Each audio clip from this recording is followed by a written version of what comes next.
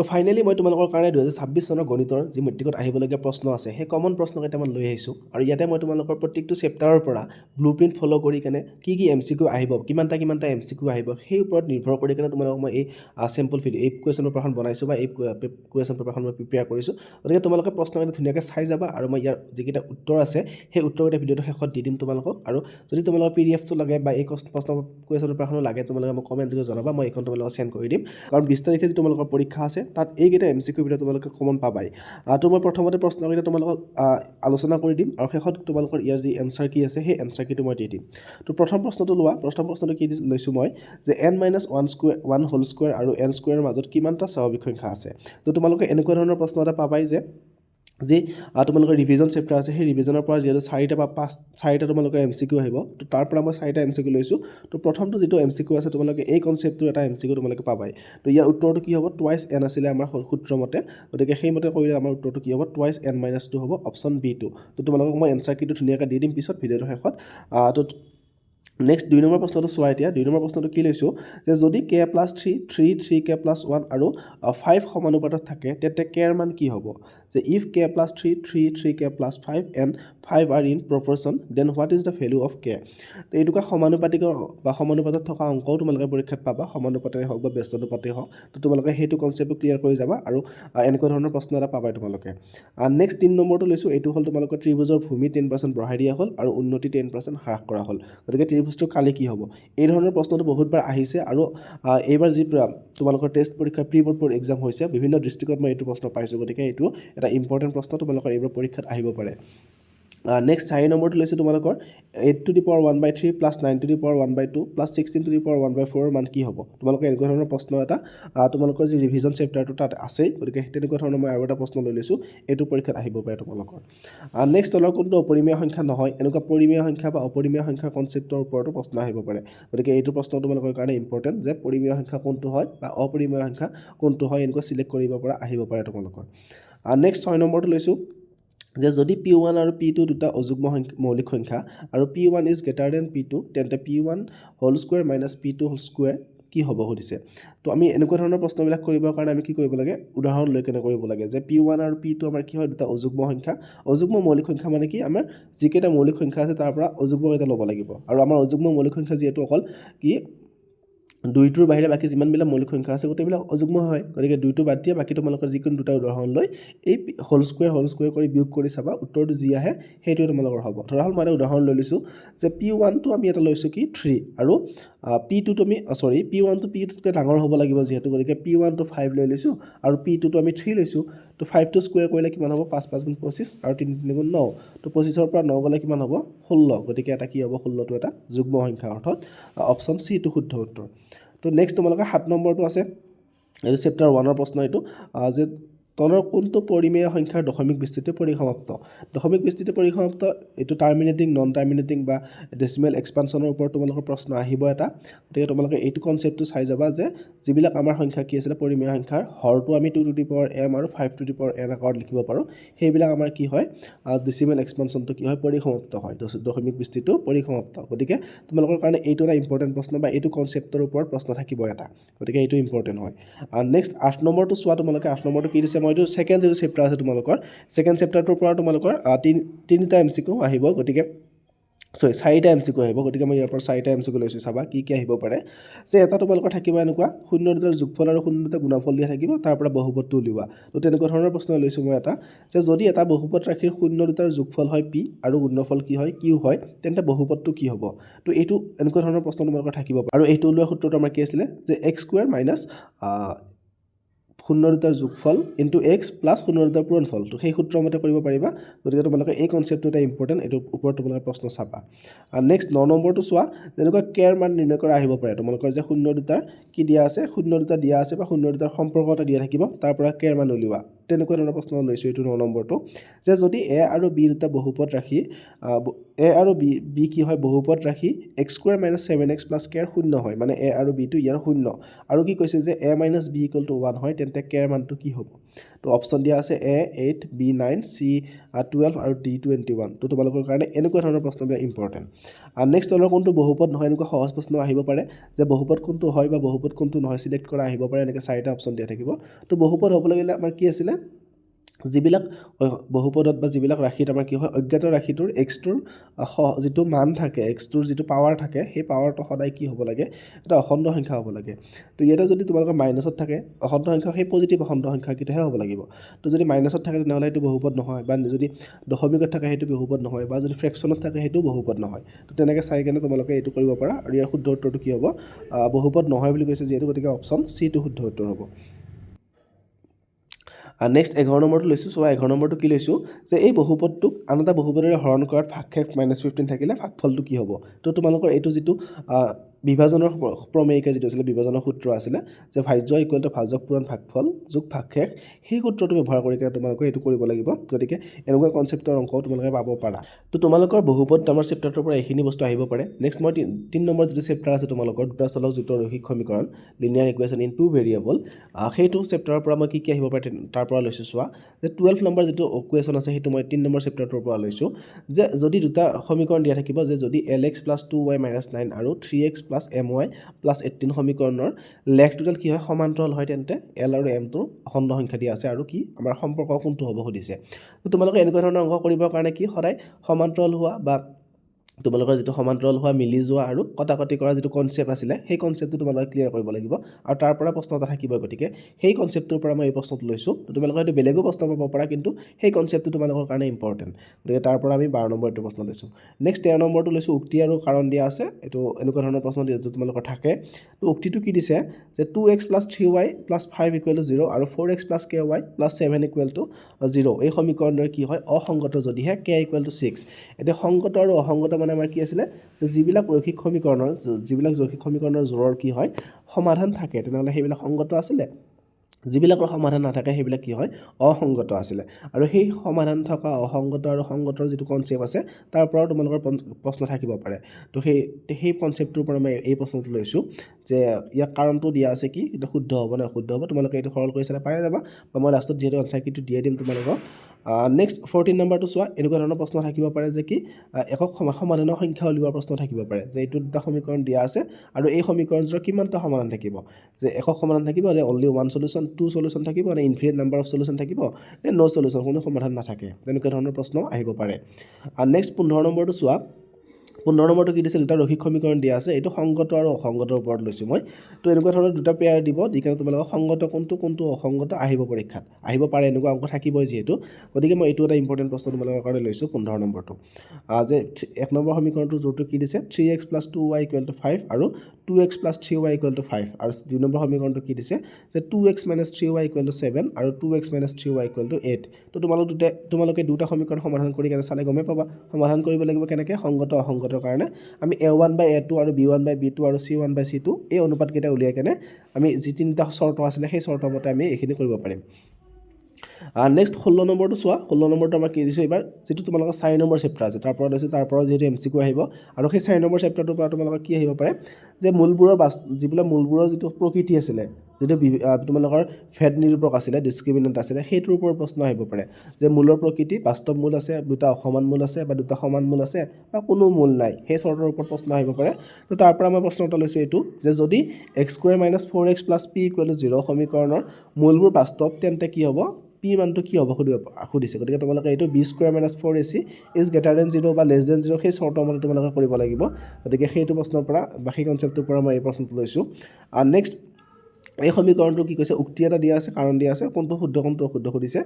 উক্তি দুটাৰ পৰা যে 2x² + 4x + 2 = 0 সমীকৰণৰ মূল দুটা +1 আৰু -1 তো তোমালোকে এইটো সমাধান কৰি চালে গমেই পাবা প্লাছ নে -1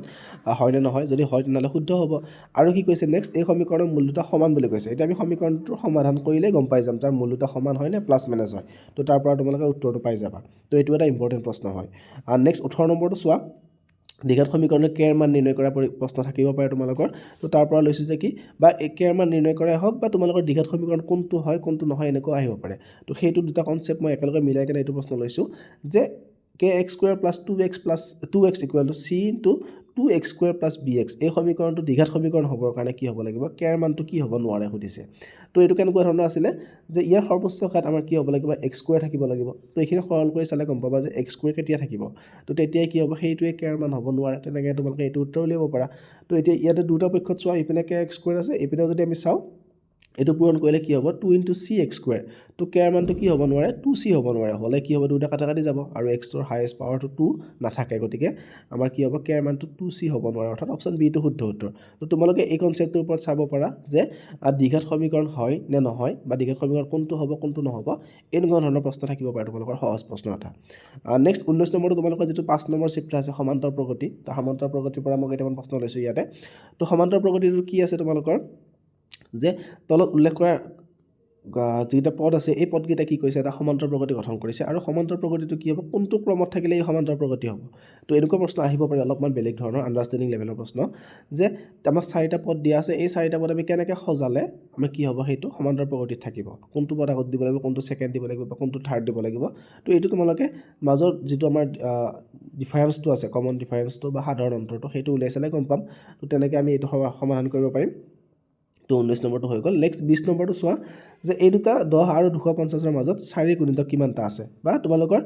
কি মুঠ পদ উলিওৱা সমান্তৰ প্ৰগতি এটাৰ বা এনতম পদ উলিওৱা এনেকুৱা ধৰণৰ প্ৰশ্ন থাকিব পাৰে তো সেইটো কনচেপ্টৰ পৰা মই এইটো প্ৰশ্ন লৈছোঁ যে 10 আৰু 250ৰ মাজত 4 গুণিতক কিমানটা আছে গতিকে এইটো তোমালোকে কিতাপত আছে ডাইৰেক্ট প্ৰশ্ন এনেকুৱা তো এনেকুৱা ধৰণৰ প্ৰশ্ন তোমালোকে পাব পাৰা পৰীক্ষাত নেক্সট 21 নম্বৰটো চোৱা যে প্ৰথম এনটা অযুগ্ম সংখ্যাৰ যোগফল যিহেতু আমাৰ যোগফলৰ কনচেপ্টটো আছে সমান্তৰ প্ৰগতিত তো তাৰ পৰা তোমালোকে এনেকৈ এনটা অযুগ্ম সংখ্যাৰ যোগফল একদম সহজ n² বা এনটা স্বাভাৱিক সংখ্যাৰ যোগফল বা এনটা যুগ্ম সংখ্যাৰ যোগফল এনেকুৱা ধৰণৰ প্ৰশ্ন পাব পাৰা তোমালোকে ডাইৰেক্ট প্ৰশ্ন আৰু এনেকুৱা ধৰণৰ প্ৰশ্ন পাব পাৰা যে কিছুমান যোগফল উলিওৱা ডাইৰেক্ট বেলেগ এটা সমান্তৰ প্ৰগতি দি দিব তাতে 50তম পদটো বা 20টা পদৰ যোগফল উলিওৱা তেনেকুৱা ধৰণৰ প্ৰশ্ন আহিব পাৰে গতিকে কনচেপ্টটো মেইনলি তোমালোকে যোগফলৰ কনচেপ্টটো চাব লাগিব আৰু তাৰ পৰা তোমালোকে প্ৰশ্ন এটা পাবাই নেক্সট 22 নম্বৰটো দিছে আমাৰ এইটো যিটো 6 নম্বৰ চেপ্টাৰ আছে 7 নম্বৰ যিটো চেপ্টাৰ আছে তোমালোকৰ কোঅৰ্ডিনেট জ্যামিতি বা স্থানাংক জ্যামিতি যিটো চেপ্টাৰ তাৰ পৰা লৈছোঁ তাতেও তোমালোকৰ MCQ আহিব যিহেতু তো এই দুটা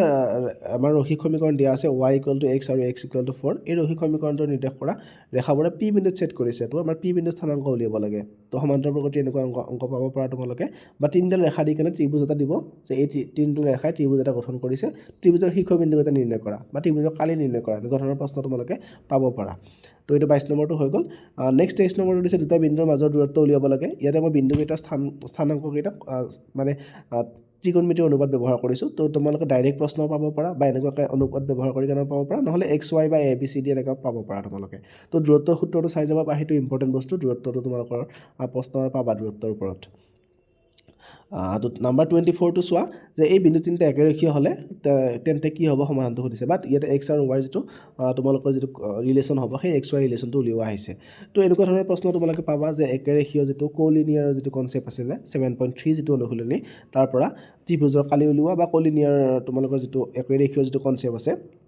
সেই দুটা কনচেপ্টৰ পৰা তোমালোকে এটা MCQ পাবা আৰু সেইটো MCQ এনেকুৱা ধৰণৰ আহিব পাৰে নেক্সট 25 নম্বৰটো চোৱা যে 20 -20 আৰু 40 এই দুটা ৰেখাসংযোগী ৰেখাখণ্ড কি y ক ভাগ কৰা অনুপাতটো কি তোমালোকে এইটো বিভাজনৰ সূত্ৰটো ব্যৱহাৰ কৰি কেনে যিটো 7.2 অনুশীলনী আছে তাত বিভাজনৰ সূত্ৰটো আছে আৰু সেই বিভাজনৰ সূত্ৰৰ ওপৰত ডিপেণ্ড কৰি তোমালোকৰ প্ৰশ্ন এটা থাকিব MCQ এটা গতিকে সেইটোৰ পৰা মই এইটো প্ৰশ্ন লৈছোঁ তোমালোকে হয়তো বেলেগো আহিব পাৰে পৰীক্ষাত কিন্তু তোমালোকে সেই বিভাজনৰ কনচেপ্টটো ক্লিয়াৰ কৰি যাবা সেইটোৰ ওপৰত প্ৰশ্ন এটা থাকিবই নেক্সট তোমালোকৰ যিটো 6 নম্বৰ চেপ্টাৰ আছে ত্ৰিভুজ নামৰ তো ত্ৰিভুজ নামৰ চেপ্টাৰটোৰ পৰা তোমালোকৰ MCQ থাকিব আৰু সেই তাত MCQ কেনেধৰণৰ হ'ব পাৰে যে যিহেতু তাতে আমাৰ সাদৃশ বা সদৃশতাৰ যিটো চৰ্ত আছে সেইকেইটা আছে তো সেইকেইটাৰ পৰা তোমালোকৰ ত্ৰিভুজৰ নামাকৰণ কৰা আহিব পাৰে কাৰণ তোমালোকৰ 6.2 বা 6.2 যিটো অনুশীলনী আছে তাত তোমালোকৰ ত্ৰিভুজৰ নামাকৰণ কৰা আছে সেইটো আছে গতিকে সেইটোৰ পৰা তোমালোকক মই এইটো প্ৰশ্ন লৈছোঁ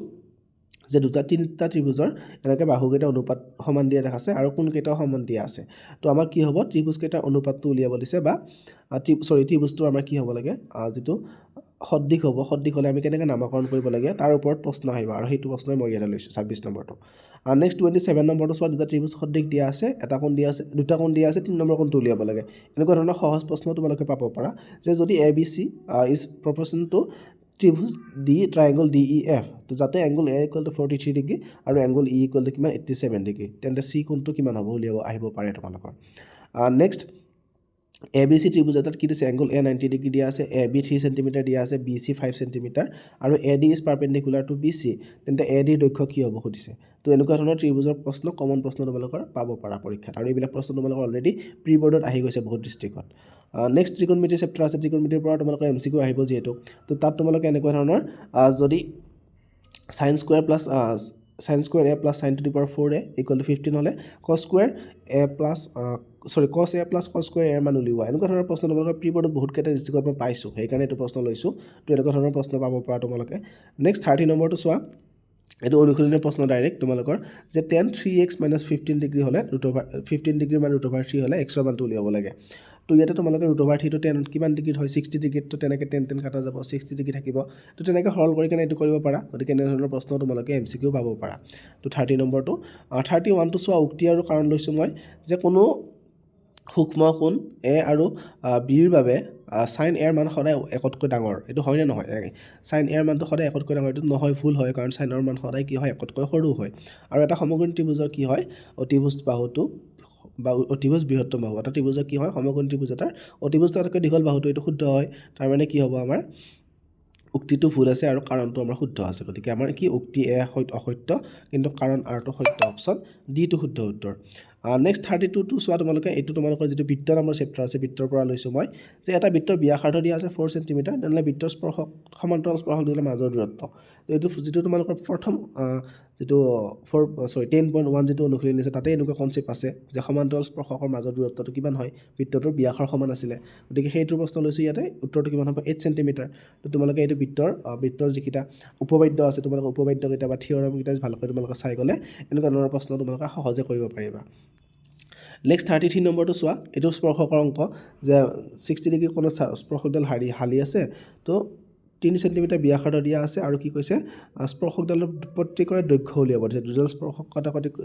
স্পৰ্শকৰ দৈৰ্ঘ্য উলিয়াব দিছে। তো এইটো কমন প্ৰশ্ন তোমালোকৰ কিতাপত আছে। নেক্সট এইটো দিছে আমাক কি, চিত্ৰ দুটা দিয়া আছে ইয়াতে, বৃত্ত দুটা, আৰু বৃত্ত দুটাৰ কি PQ আৰু QS দুডাল স্পৰ্শক আমাক উলিয়াব দিছে, কি PR ৰ মানটো উলিয়াব দিছে। ইয়াতে PQ ৰ মানটো দিয়া আছে কিমান, 3.2 দিয়া আছে। তো এইটো এনেকুৱা স্পৰ্শকৰ যিটো বহিবিন্দুৰ পৰা টনা স্পৰ্শকবিলাক বৃত্তৰ কি আছিলে, বহিবিন্দুৰ পৰা টনা স্পৰ্শকবিলাক বৃত্তটোলৈ দূৰত্ব সমান হয়, বহিবিন্দুৰ পৰা টনা স্পৰ্শকৰ দূৰত্ব কি হয়, সদায় সমান হয়, সেই কনচেপ্টটোৰ পৰা এই প্ৰশ্নটো লৈছোঁ, যিটো তোমালোকৰ 10.2 চাগে 10.2 উপবাদ্য যিটো আছে সেইটোৰ লগত মিলি আছে, গতিকে এইটো কমন প্ৰশ্ন, তোমালোকৰ কমন কনচেপ্ট, তো এনেকুৱা ধৰণৰ প্ৰশ্ন তোমালোকে পাব পাৰা। নেক্সট 35 নম্বৰটো চোৱা, এইটো তোমালোকৰ বৃত্তৰ সম্বন্ধীয় কালি যিটো আছে, বৃত্ত সম্বন্ধীয় কালি নামৰ চেপ্টাৰটোৰ পৰা লৈছোঁ, যে বৃত্তটোৰ পৰিসীমা আৰু কালি সাংখ্যিকভাৱে সমান হয়, বৃত্তটোৰ ব্যাস কিমান হ'ব সুধিছে। বা এনেকুৱা ধৰণৰ থাকিব পাৰে তোমালোকৰ, বৃত্ত এটাৰ পৰিসীমা বা বৃত্ত এটাৰ কালি বৰ্গ এটাৰ কালিৰ লগত সমান, তো বৃত্তটোৰ ব্যাসাৰ্ধ উলিওৱা, এনেকুৱা ধৰণৰ প্ৰশ্ন তোমালোকে পাব পাৰা, সহজ প্ৰশ্ন এইবিলাক। নেক্সট 36 নম্বৰটো বৃত্তকলাৰ কালি উলিওৱা প্ৰশ্ন আহিব পাৰে, এনেকুৱা ধৰণৰ অলপ বেলেগকৈ দি দিব, যে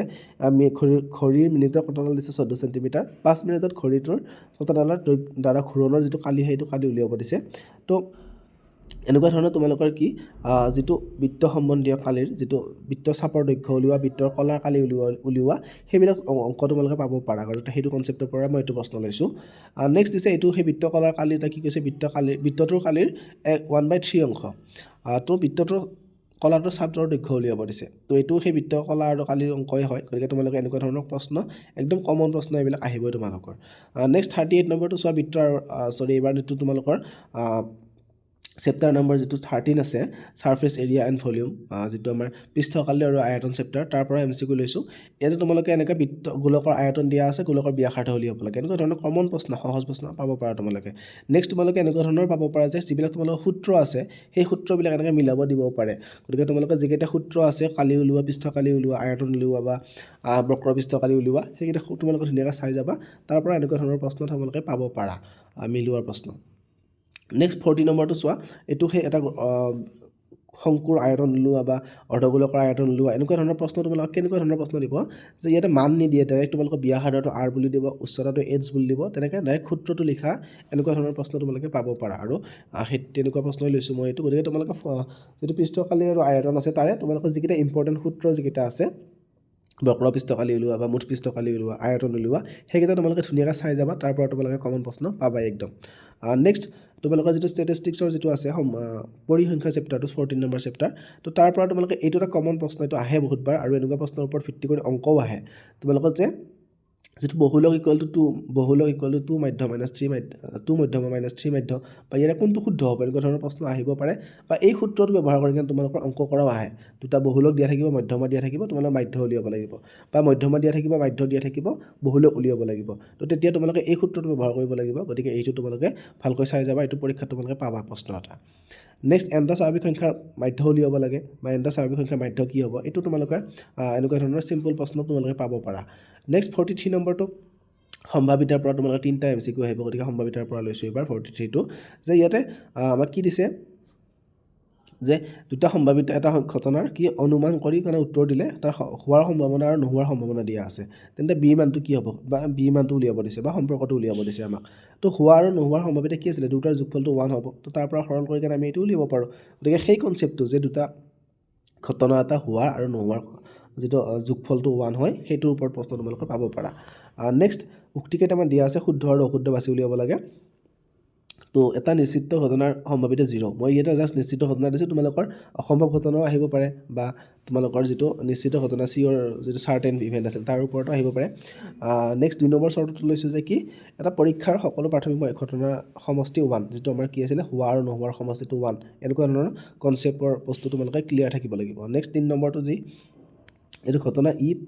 সম্ভাৱিতা প্লাছ ঘটনা ই নহয় আৰু সম্ভাৱিতা ইকুৱেল টু 1 এই দুটা একেই হয় নেক্সট 14টো কি এটা ঘটনাৰ সম্ভাৱিতা একতকৈ ডাঙৰ কিন্তু বা সমান আৰু শূন্যতকৈ সৰু বা সমান এতিয়া এইটো সম্ভাৱিতা এটা কেতিয়া হ'ব পাৰে যে শূন্যতকৈ ডাঙৰ হ'ব লাগিব আৰু কি শূন্যৰ সমান হ'ব পাৰিব নহ'লে একতকৈ সৰু হ'ব লাগিব বা একৰ সমান হ'ব লাগিব গতিকে এইটো কনচেপ্টৰ ওপৰতো তোমালোকে প্ৰশ্ন পাবা গতিকে সেয়াৰ শুদ্ধ উক্তিকেইটা বাছি উলিওৱা এনেকুৱা ধৰণৰ প্ৰশ্ন আহিব পাৰে নেক্সট লাষ্টৰটো লৈছোঁ সম্ভাৱিতাৰ যে কোনটো সম্ভাৱিতা ঘটনা হ'ব নোৱাৰে তো নোৱাৰা কথাটো কি আছিলে যিকেইটা একতকৈ ডাঙৰ হয় বা শূন্যতকৈ সৰু হয় সেইকেইটা আমাৰ কি হ'ব নোৱাৰে সম্ভাৱিতা হ'ব নোৱাৰে আৰু সেইটোৰ ওপৰত প্ৰশ্ন মই এইটো লৈছোঁ 45টো তো ছেকশ্যন 8 মই তোমালোকৰ 45টা এমচিকিউ আলোচনা কৰিলোঁ আৰু এই এমচিকিউ কেইটা মই যি প্ৰিপেয়াৰ কৰিছোঁ এইকেইটা তোমালোকৰ একদম ব্লু প্ৰিণ্ট মতে ফ'ল' কৰি কেনে মই বনাইছোঁ প্ৰশ্নখন গতিকে তোমালোকে কোনটো চেপ্টাৰৰ পৰা কিমানটা এমচিকিউ চাব লাগিব সেইটো হিচাপতে মই প্ৰশ্নখন কাটিছোঁ গতিকে এইকেইটা ইম্পৰ্টেণ্ট তোমালোকে চাবা নেক্সট ছেকশ্যন বিটো তোমালোকৰ যিটো আছে ডেছক্ৰিপটিভ যিকেইটা মেথমেটিক্স আছে তো সেইকেইটা মই কি আহিব পাৰে মই বা কেনেকুৱা ধৰণৰ প্ৰশ্ন থাকিব পাৰে সেই বিষয়ে আলোচনা কৰিছোঁ চাবা এবাৰ এতিয়া তোমালোকৰ যিটো ফাৰ্ষ্ট চেপ্টাৰ আছে তাৰ পৰা তোমালোকৰ এটা 2 নম্বৰীয়া প্ৰশ্ন থাকিব তো ইয়াতে মই অপৰিমেয় সংখ্যা প্ৰমাণ কৰা দিছোঁ ইয়াতে তো এনেকুৱা প্ৰশ্ন আহিব পাৰে এইটো নহ'লে তোমালোকৰ যি লসাগু ইনটু গসাউ ইকুৱেল টু সংখ্যা দুটাৰ পূৰণফল আছে সেইটোৰ ওপৰতো প্ৰশ্ন আহিব পাৰে আৰু নহ'লে তোমালোকৰ ইউক্লিডৰ যিটো প্ৰমেয়িকা আছে সেইটোৰ ওপৰতো প্ৰশ্ন আহিব পাৰে তো যিকোনো তাৰ পৰা তিনিটাৰ পৰা তোমালোকৰ 2 নম্বৰীয়া প্ৰশ্ন এটা থাকিবই গতিকে এইটো তোমালোকৰ 46 নম্বৰটো তোমালোকে প্ৰথম চেপ্টাৰটোৰ পৰা পাবা এনেকৈ নেক্সট 47 নম্বৰটো চোৱা ট্ৰেপেজিয়ামৰ কালি দিয়া আছে 1350 বৰ্গমিটাৰ সমান্তৰাল বাহুবোৰৰ দীঘৰ সমষ্টি উচ্চতাৰ 3 গুণ হ'লে উচ্চতা নিৰ্ণয় কৰা তো এইটো প্ৰশ্ন মই লৈছোঁ তোমালোকৰ ৰিভিজন চেপ্টাৰটোৰ পৰা আৰু ৰিভিজনৰ পৰা তোমালোকৰ কি হ'ব 2 নম্বৰীয়া প্ৰশ্ন এটা থাকিব যিহেতু গতিকে এইটো ইম্পৰ্টেণ্ট তোমালোকে এনেকৈ চাব পাৰা ৰিভিজনৰ পৰা সেইটো লাষ্টত আছে তোমালোকৰ ৰিভিজনৰ পাৰ্টটোত আৰু উৎপাদক বিশ্লেষণ কৰা বুলি কেনেও আছে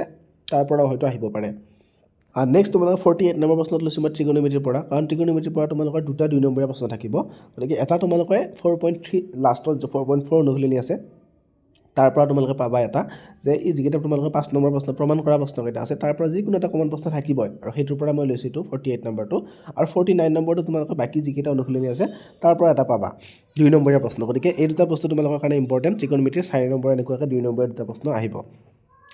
নেক্সট তোমালোকৰ যিটো সম্ভাৱিতা আছে সম্ভাৱিতা চেপ্টাৰটোৰ পৰা 2 নম্বৰীয়া প্ৰশ্ন থাকিব গতিকে সেইটো মই লৈছোঁ যে লুডুগুটিৰ যিটো কনচেপ্ট আছে লুডুগুটিৰ পৰা তোমালোকৰ লৈছোঁ মৌলিক সংখ্যা পোৱা আৰু 2 আৰু 6ৰ মাজত সংখ্যা পোৱাৰ সম্ভাৱিতা উলিওৱা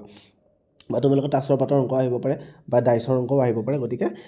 সম্ভাৱিতাৰ পৰা তোমালোকৰ এনেকুৱা 2 নম্বৰীয়া প্ৰশ্ন এটা থাকিব নেক্সট 51টো তোমালোকৰ যিটো সমাধান কৰা ৰৈখিক সমীকৰণ সমাধান কৰা 3 নম্বৰীয়া প্ৰশ্ন থাকিব